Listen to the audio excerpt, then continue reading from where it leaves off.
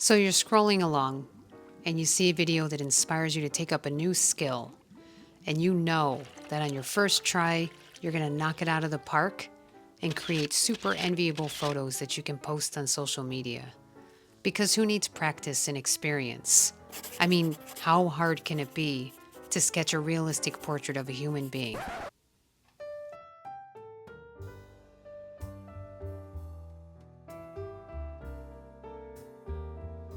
I might as well just give up now. Because after one attempt with zero experience, I should have already been an expert right out of the gate. I mean, just because being experienced is defined as having knowledge or skill in a particular field gained over a period of time, doesn't mean I should have to gain mine over a period of time, right? Over 500 years ago, Rupa Goswami, whose teachings reflect a deep understanding of human psychology, gifted us some spiritual life hacks. And by hack, I mean a strategy or technique for managing one's time or activities more efficiently. For anyone who doesn't know who Rupa Goswami was, he was a great scholarly sage, and he was a prolific author of Bhakti texts that systematically taught the process of connecting with God through devotion.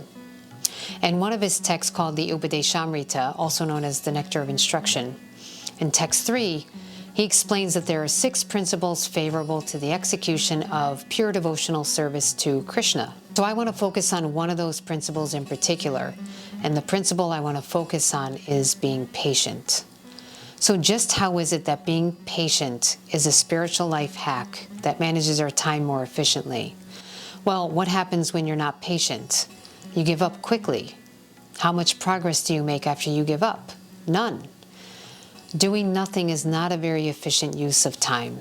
It's unrealistic to expect to be perfect or even moderately good at something on the first try. It's a bonus if it comes naturally.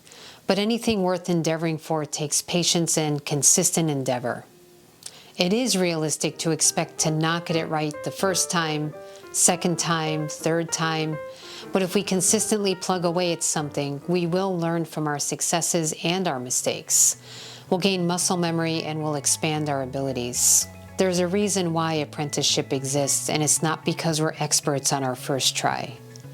If you've never cooked in your life, why would you expect to be a top chef the first time you go into the kitchen? If you've never sketched a portrait, why would you expect to be a master artist on your first try? Managing expectations means to be realistic and expect not to be an expert before you're an expert. It means to expect to make inexperienced mistakes. If you unrealistically expect to be perfect before you've gained any experience, you're just setting yourself up for disappointment. However, if you expect only to have given it a try, and you give it a try, you'll meet your expectations. If you try a second time, planning only to try avoiding your previous mistakes, you won't be disappointed.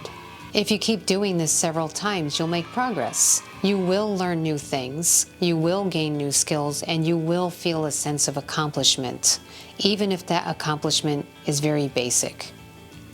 But if you don't try at all because you're afraid of failing, you're actually choosing failure. There's a saying in the entrepreneurial world, fail fast. The idea being that failure is an expected part of the process, so get it over with quickly, and you'll simultaneously begin learning and gaining new experience as you progress towards your goal. So just get started with your first inexperienced step and expect to mess up. That's not failure, that's actually progress.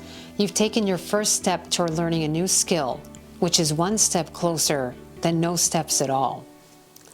The old saying, if at first you don't succeed, does not end with give up. If you say that out loud, if at first you don't succeed, give up, it sounds kind of ridiculous. But that's what we tend to tell ourselves internally. So let's be realistic. Just how long does it actually take to learn a new skill? Well, studies have determined that it takes 10,000 hours to become an expert. Yeah, that's a really long time. Not very encouraging, and definitely don't have time for that.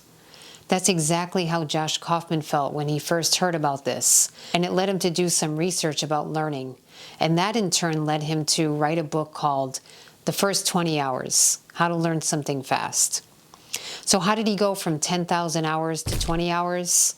Well, in his research, he discovered that the 10,000 hours study is related to becoming an expert, like a chess grandmaster or a world-class musician. But actually, he says it only takes 20 hours of focused, deliberate practice to become reasonably good at a new skill.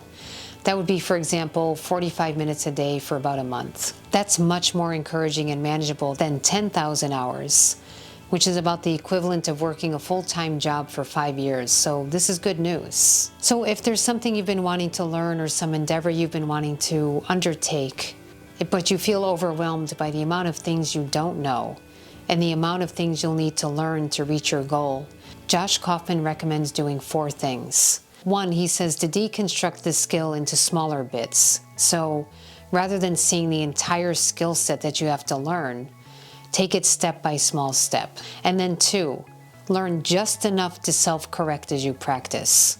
So in other words, you don't need to be a scholar in the subject matter to begin. You don't need to be an expert. You just need to learn enough that you can actually start, and then as you go, you know what you need to do, and then as you go, you can correct yourself. And then of course go back to any source material, anything that can give you more information. Then he says 3, remove barriers to practice. So that means basically distractions, and we all know what the most common distraction is. And then for 4, he says commit to practicing for at least 20 hours. And he said this helps you get over the frustration barrier of being completely unskilled in the beginning. Many people give up long before 20 hours because they feel so incompetent, but making that commitment helps to propel you through that frustration barrier. So let's go back to that one thing I focused on in Rupa Goswami's 3rd verse in the Nectar of Instruction, being patient. The Sanskrit word used for being patient is dharya. Dharya has several translations in the Sanskrit dictionary, so let's take a look at a few of them. So one translation is perseverance, which means persistence in doing something despite difficulty or delay in achieving success. Often we may misunderstand delay as failure. Instead, we should see supposed failure as simply a delay in achieving success. Another definition is constancy, which is the quality of being enduring and unchanging. So not that your skill never changes, but that you're consistent. You don't change the consistency. And then another definition is courage, which is the ability to do something that frightens one, or it also means strength in the face of pain or grief. There's definitely pain and grief involved in burning that meal you had plans to gloriously display on social media to invoke maximum envy in your friends or followers. And then another definition is forethought, and that means careful consideration of what will be necessary or may happen in the future. So that last one is especially noteworthy. Careful consideration to me is synonymous with realistic expectations. If you carefully consider, I've never sketched a portrait in my life, what should I expect to happen with my first attempt? I would expect it won't be great. Therefore, I will be realistically not disappointed when it doesn't turn out great. And I'll feel a sense of accomplishment because I started the path toward gaining a new skill. If we have realistic expectations, we'll have the courage to take that first step because we already know we won't be great at it, at least not yet. So we're not setting ourselves up for inevitable disappointment. We're not expecting something we have no reason to expect. And I believe that that's at the core of why we give up before or slightly after we begin an endeavor. We may have been misled in our life to believe that it's not okay to make mistakes, or that failure is unacceptable and to be avoided at all costs. But the person who misled us is simply blocking our view of the progress up ahead. And don't forget, most successful entrepreneurs failed fast, more than once, often more than twice, sometimes even 3 or 4 times. So I would define failure as giving up when there's still potential, rather than defining it as a mistake, which is instead realistically to be expected when one is inexperienced.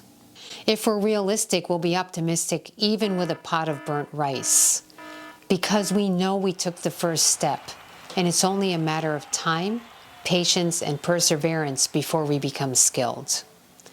The same is true for our spiritual practice. Rupa Goswami describes 9 steps leading to prema, or pure love, which is the ultimate goal of life. You keep moving forward on these steps no matter what. It doesn't make sense to say, I made a mistake, let me go ahead and get off of this path.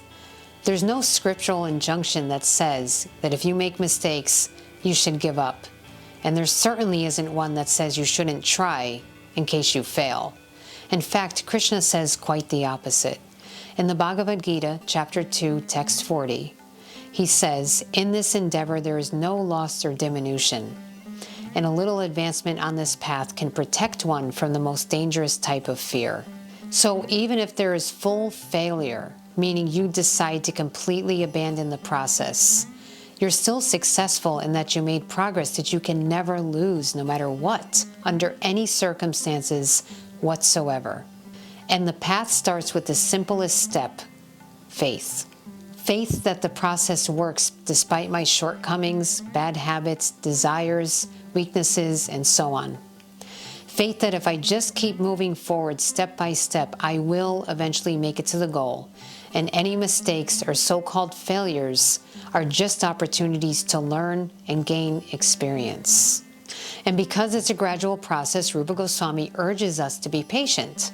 And it's not just ourselves with whom we should be patient, but also every other jiva soul who has had the courage to take that first step in the practice of devotional service to Krishna. If you want to make progress in spiritual life, learn new verses, read Srila Prabhupada's books, learn how to cook offerings for Krishna, learn new instruments, then be realistic. Expect mistakes and start making progress immediately by taking your first inexperienced steps. Krishna assures us in the Bhagavad Gita that he carries what we lack and he preserves what we have. Don't limit yourself unnecessarily by falsely believing there is something wrong with temporary failure or mistakes. In fact, it's quite the opposite. It's exactly how we make progress if we're willing to learn. So I hope that this information can help inspire those of you who have struggled with fear of failure or fear of mistakes, or have been in situations where you are led to believe that making a mistake is the end of the world. I hope that you can find the proper encouragement from people who want to help you succeed by encouraging you to take that step and to learn as you go. But we have to be willing to learn. We have to be willing to take in new information to help us make progress and correct our mistakes. So if you have anything to share, please feel free to do so in the comments section. And if you're interested in any further discussion, I'll be including, as always, my email address in the description. So Hare Krishna, everybody. Have a happy, Krishna-conscious rest of your day. Krishna Krishna